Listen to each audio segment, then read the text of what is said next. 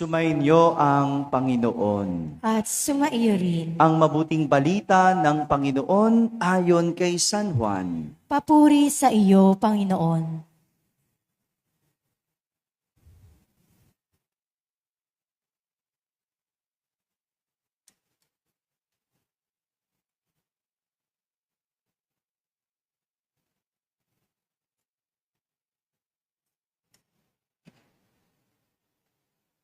Noong panahong iyon, sinabi ni Jesus sa kanyang mga alagad, "Kung iniibig ninyo ako, tutuparin ninyo ang aking mga utos. Dadalangin ako sa Ama, at kayo'y bibigyan niya ng isa pang patnubay na magiging kasama ninyo magpakailanman. Ito ay ang Espiritu ng katotohanan, na hindi matanggap ng sanlibutan sapagkat hindi siya nakikita ni nakikilala ng sanlibutan. Ngunit nakikilala ninyo siya sapagkat siya'y sumasa inyo at nananahan sa inyo. Hindi ko kayo iiwang nangungulila. Babalik ako sa inyo. Kaunting panahon na lamang at hindi na ako makikita ng sanlibutan. Ngunit ako'y makikita ninyo sapagkat mabubuhay ako at mabubuhay rin kayo. Malalaman ninyo sa araw na yaon na ako'y sumasa Ama. Kayo'y sumasa akin at ako'y sumasa inyo. Ang tumatanggap sa mga utos ko at tumutupad nito, ang siyang umiibig sa akin. Ang umiibig sa akin ay iibigin ng aking Ama. Iibigin ko rin siya at ako'y lubusang magpapakilala sa Kanya." Mga kapatid, ang mabuting balita ng Panginoon. Pinupuri ka namin, Panginoong Hesukristo. Magsiupo ang lahat at makinig sa homilya. Isang magandang umaga po sa inyong lahat. Magandang umaga rin sa mga nasa barangay, sa mga nasa tahanan at sa nasa abroad na nagsisimba via online. Isang magandang araw sa inyong lahat. Pakibati ang katabi ng pinagpalang linggo. Tayo ay nasa ika-6 na linggo na ng Pasko ng muling pagkabuhay. Ito na yung huling linggo na ipagdiriwang natin ang Pasko ng muling pagkabuhay at sa susunod na linggo, tayo magdiriwang ng dakilang kapistahan ng pag-akyat ni Jesus sa langit. Nais kong simulan ang ating pagninilay sa isang kwento. No? Dami kong kwento, di maubos. No? At ang aking kwento sa linggong ito ay tungkol sa isang lalaki na walang trabaho. Meron ba rito? Walang trabaho? Taas nga ang kamay. Wow, proud. Walang trabaho, no? Walang trabaho. Retired na itong mga to, di ba? Pasarap na lang, no? Si Kuya Tatay Boy, di ba? Kumukubra na lang eh. Itong lalaking ito, walang trabaho. At isang araw, nagbasa siya ng dyaryo. No? Sa kakalipat niya ng mga pahina ng dyaryo, nakita niya ang isang patalastas o isang advertisement ng isang kumpanya na naghahanap ng office boy. Office boy. At dahil wala siyang trabaho, anong ginawa ng lalaki? Siyempre, nag-apply. Pinuntahan niya yung address na nakasulat sa dyaryo. Wala naman akong ginagawa. Wala akong mapagkakitaan, kaya nag-apply ang lalaki. Agad niyang pinuntahan ang kumpanya na naghahanap ng office boy. At matapos siyang ma-interview ng manager, tinanggap siya. Sa lublob niya, sa wakas, may trabaho na ako. Pero, sabi ng manager, kailangan kong makuha ang iyong email address. At doon ko ipapadala ang job offer. Doon ko ipapadala ang mga detalye ng iyong magiging trabaho. Ngunit sabi ng lalaki, wala po akong computer. Kaya wala akong email address. Alam niyo po ba yung email address? Diba? Lahat alam, no? Lahat nakakaalam. Sabi ng lalaki, wala po akong email address. At nagulat yung manager. Sabi ng manager sa lalaki, ano? Wala kang email address? Sa panahon ngayon, kapag wala kang email address, ibig sabihin, hindi ka nag-e-exist. May email address po ba kayo? Wow, meron. Social to mga to, walang trabaho, may email address. Iba din talaga, no? Lahat pala meron halos, no? At sabi ng manager, pasensya ka na, pero hindi mo makukuha ang trabaho. Hindi ko maibibigay sa iyo ang trabaho dahil wala kang email address. No? Umuwing malungkot ang lalaki at hindi alam ang gagawin. Biruin mo, no? Okay na eh. Akala mo may trabaho ka na. Paglabas mo, wala pa pala. No? Kaya umuwing malungkot yung lalaki. At pinagkaisip-isip ang sinabi ng manager. No? Wala kang email address. Hindi ka nag-e-exist. No? Halos mawala sa sarili yung lalaki. Hindi niya naintindihan, ano ba yun? Ha? Ano bang ibig sabihin nun? No? Kaya yung lalaki, hindi alam kung saan pupunta. Lumakad lang siya ng lumakad. No? At habang naglalakad, dumukot siya sa bulsa. At nadukot niya ang huling pera, 200 pesos. 200 pesos mula sa kanyang bulsa. Habang naglalakad, nalulungkot, pinagkaisip-isip ang sinabi ng manager habang natutulala at pinipilit unawain ang email address. No? Napadaan ang lalaki sa palengke. At nakita niya sa palengke, maraming sariwang prutas at gulay. Naisip ng lalaki, ibili ang huli niyang pera ng prutas at gulay. Inubos niya yung 200. Namili siya ng prutas at gulay. Nakakasya sa kanyang 200 piso. At pagkabili niya, agad niya itong inilako sa mga bahay. Bago maggabi, naubos ang kanyang paninda at nadoble ang kanyang pera. Magkano ng pera ng lalaki? Wow, ang bilis nyo talaga sa pera, no? Naging 400 pesos. At itong nagbigay sa kanya ng ideya na kapag bumili siya ng gulay sa umaga, kapag namili siya sa umaga at nilako niya sa bawat bahay maghapon, madodoble ang kanyang pera.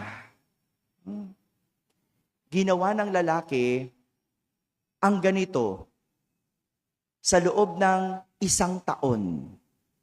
At makalipas ang 1 taon, nakapagtayo siya ng negosyo na delivery business. Ang galing, no? No, minsan kung maglalakad-lakad ka talaga no, mapapaisip ka no? 'Di ba gano'n naman, no? At isang araw, dahil lumalago na ang kanyang negosyo, napag-isipan niyang i-insured ang kanyang negosyo. No, magandang ideya ba 'yon? Oo naman, no? Siguro naglakad-lakad pa yung lalaki, no? Kaya nakaisip, i-insured ko nga yung aking negosyo. Kaya isang araw, tumawag siya sa isang insurance company, no? At nakausap niya ang insurance agent. Sabi ng insurance agent, sige sir, maganda yan, i-insured mo ang iyong negosyo. Pero pwede ko bang mahingi ang email address mo? At ipapadala ko sa iyo ang insurance policy. Ito na naman si email address. No? Sabi ng lalaki, wala akong email address. Nagulat ang insurance agent at sabi, ano? Wala kang email address, pero meron kang delivery business? Hindi mo ba alam kung ano ang pwedeng magawa sa iyo ng email address? Hindi mo ba alam kung ano ang pwedeng gawin sa iyo ng email address? Hindi mo ba alam saan ka niya pwedeng dalhin? Hindi mo ba alam kung anong pwede mong maging kapag meron kang email address? Napaisip ang lalaki sandali at nanahimik. At ang sabi niya, alam ko, kung may email address ako ay magiging isang office boy. End of the story. Naintindihan nyo? Kung may email address ang lalaki, meron ba siyang negosyo? Ano mas maganda? Pagiging office boy o pagiging may-ari ng negosyo? Huwag mawalan ng pag-asa. Hindi mo alam kung ano ang pwedeng gawin ng Diyos. Mga kapatid, itong naisituro sa atin ng ating mga pagbasa sa araw na ito. Sa isang linggo, nasabi ko kanina, ipagdiriwang natin ang dakilang kapistahan ng pag-akyat ni Jesus sa langit. Kaya naman, ngayon pa lang, nagpapaalam na si Jesus sa kanyang mga alagad. Ngunit kakaiba, magpaalam si Jesus. Pag ang tao ay aalis, paano nagpapaalam? Kayo, paano kayo nagpapaalam? No? Ako, pag-aalis na ako ng Lunes, uuwi ako ng Linggo. Aalis na ako ng Lunes. No? Pag nagpapaalam ako sa nanay ko, kinikiss ko siya. No, nasanay kaming ganun no? Kiss. Pag dumadating, nagkikiss. Pag umaalis, nagkikiss. Ibig sabihin, aalis. Kayo, paano kayo umalis? Wala lang, bubuksan yung pinto, ibabalibag, wala na siya. Ganun ba? Nagpapaalam, no? Di ba? Ma, alis na ako. Ganon? Ganun ba? Ma, tuloy na po ako. Ganun ba? Nagmamano pa ba mga anak nyo? Ayun, nagmamano pa. Tapos sabay hingi pera. Kaya pala, no? Kasi kailangan may pera pag alis, no? Pero si Jesus, ibang klase magpaalam. Dahil inunahan niya ang kanyang mga alagad kung ano ang kanilang mararamdaman at may isip kung siya ay aalis. Ano bang iniisip at nararamdaman ng maiiwan kapag ang isang tao ay umaalis? Kunyari, mag-a-abroad ang nanay o ang tatay. Ano bang mararamdaman o may isip ng anak? Malulungkot. Yun ang mararamdaman. Ano may isip? Wala. Wow, may chocolate na kami pag abroad ng tatay ko. No, mayaman na kami pagbalik niya. Yun ba may isip? Mag-aalala. Yes, mag-aalala ka. Di ba? Parang, di mo alam ano mangyayari sa tatay mo. Di mo alam. Babalik ba yung tatay mo? Di ba? Si Jesus, sadyang advance mag-isip. Dahil bago pa maramdaman ng mga alagad na sila ay mangungulila. Sinabi na niya sa kanila, hindi ko kayo iiwang nangungulila. Babalikan ko kayo. Galing, no? Ganyan magpaalam si Jesus. Ang sinabi niya, hindi ko kayo iiwang mangungulila. Babalikan ko kayo. Babalik ako. Ulila, ang tawag natin sa isang taong iniwan. Madalas tawag natin yan sa mga namatayan. Tama ba? Yung anak na namatayan ng magulang, ulila. Pero bukod sa ganun, ang pangungulila ay pakiramdam ng taong iniwan. Nangungulila. Yung nagtatanong ka, paano na ako? Nagtatanong ka, ano nang mangyayari sa akin? Nagtatanong ka, saan na ako pupulutin? Diba? Yun yung pangungulila. Kasi alam mo dati, nung may kasama ka pa, at di ka nagtatanong paano ka na. Kasi alam mo, andyan siya. Pero nung wala na, bigla kang nangulila. At hindi mo maiwasang magtanong, paano na ako? Ano nang mangyayari sa akin? Saan ako pupulutin? O saan ako pupunta? Kaya ang galing ni Jesus, bago pa maramdaman ng mga alagad na sila'y ulila, na sila'y mangungulila, sinabi sa kanila ni Jesus, hindi ko kayo iiwang nangungulila. Babalik ako sa inyo. Kaya nga sabi ni Jesus, dadalangin ako sa Ama at kayo'y bibigyan niya ng isang patnubay na magiging kasama ninyo magpakailanman. Bibigyan ko kayo ng patnubay na makakasama nyo magpakailanman. Sabihin nyo nga po, patnubay.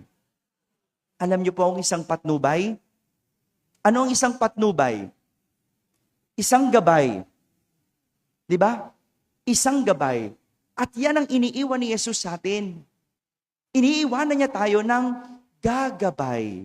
Kaya hindi tayo mangungulila.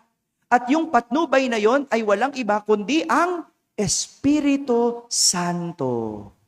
Iiwanan niya tayo ng gagabay at mag-aakay sa atin para hindi tayo mawala at maligaw. At yan ang Espiritu Santo. Ang galing, no? Kung alam mong meron kang patnubay, tatanungin mo ba kung paano ka na? Hello? Hindi na. Kung alam mong meron kang patnubay, itatanong mo ba kung saan ka pupunta? Hindi. Kasi meron kang patnubay.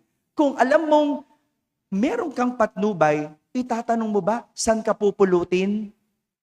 Hindi, di ba? Kasi meron tayong patnubay. Ayun, hindi naman pala mangiiwan ang Diyos. Dahil ang sabi ni Jesus, babalik ako.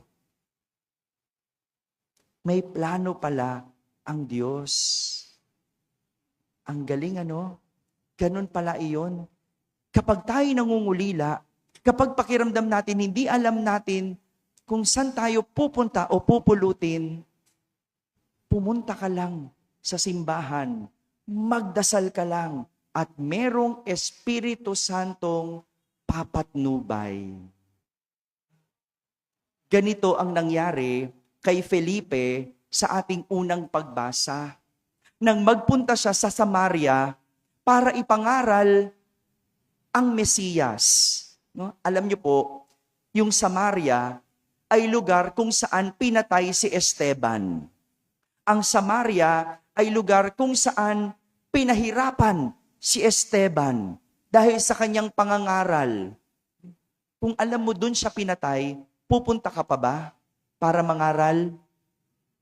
Hindi na. 'Di ba? Kung alam mo dun siya pinahirapan, may pag-asa pa ba tingin mo ang Samaria? Hello? Wala na. 'Di ba? Ba't ka pupunta doon? Ayaw ka nga tanggapin. Ba't ka magtuturo? Ayaw ngang matuto. Pero si Felipe, hindi nawala ng pag-asa. Hindi sa Wala na siyang pag-asa sa lugar, kundi si Felipe may pag-asa sa Diyos. Minsan ang dali natin mawala ng pag-asa, no? Kapag yung isang bagay o isang lugar o isang sitwasyon, wala tayong mapapala. Parang, wag na. Wag nang pag-aksaya ng panahon. Pero si Felipe, dahil may pag-asa sa Diyos, alam niyang may magagawa ang Diyos sa Samaria. At ano nangyari?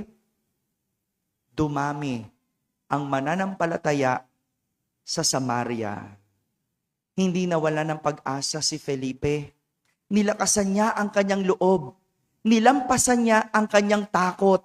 At nagawa niyang maniwala ang mga tao sa Diyos. Siguro, kung nagpatalo sa takot si Felipe, kung hindi niya nilakasan ang kanyang loob, at kung hindi siya umasa sa Diyos, siguro hindi niya nagawang papaniwalain o hindi niya nagawang sumampalataya ang mga taga-Samaria. Ito ang nagagawa kapag ang tao naglalakas loob. Itong nagagawa kapag ang tao nilalampasan ng takot at umaasa sa Diyos, siya'y nagtatagumpay.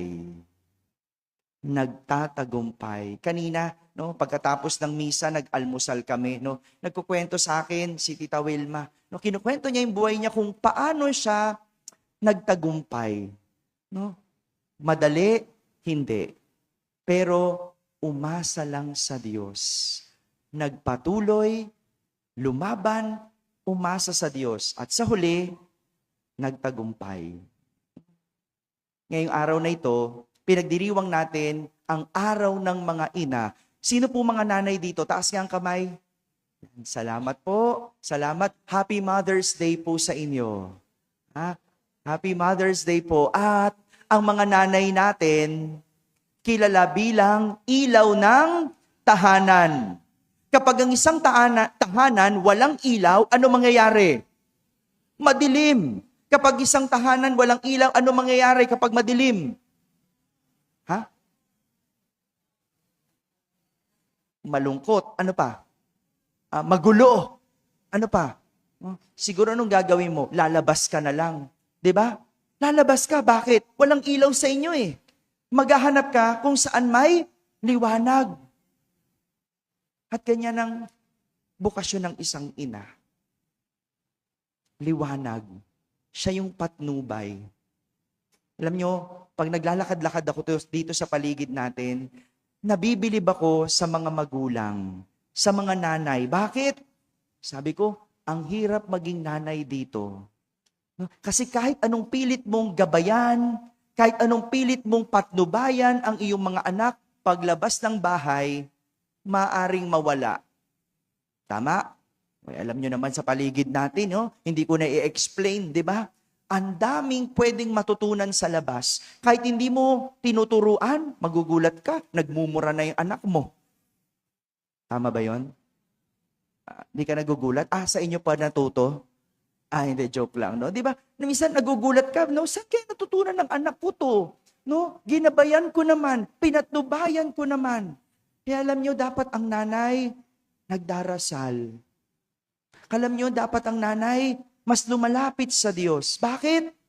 Para magabayan ang kanyang anak. Kaya ang nanay na hindi nagdarasal, ang nanay na hindi nagsisimba, hindi ko alam paano niya magagawang gabayan ang kanyang anak. Paano niya magagampanan ang pagiging ilaw ng tahanan? Diba? Kaya sa mga nanay na naririto, sa mga nanay na nagsisimba, saludo ko sa inyo.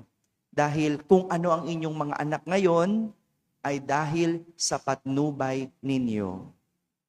Mga kapatid, sa lahat ng mga nangangamba, sa lahat ng mga nangungulila, huwag mawalan ng pag-asa. Hindi mo alam kung ano ang pwedeng gawin ng Diyos.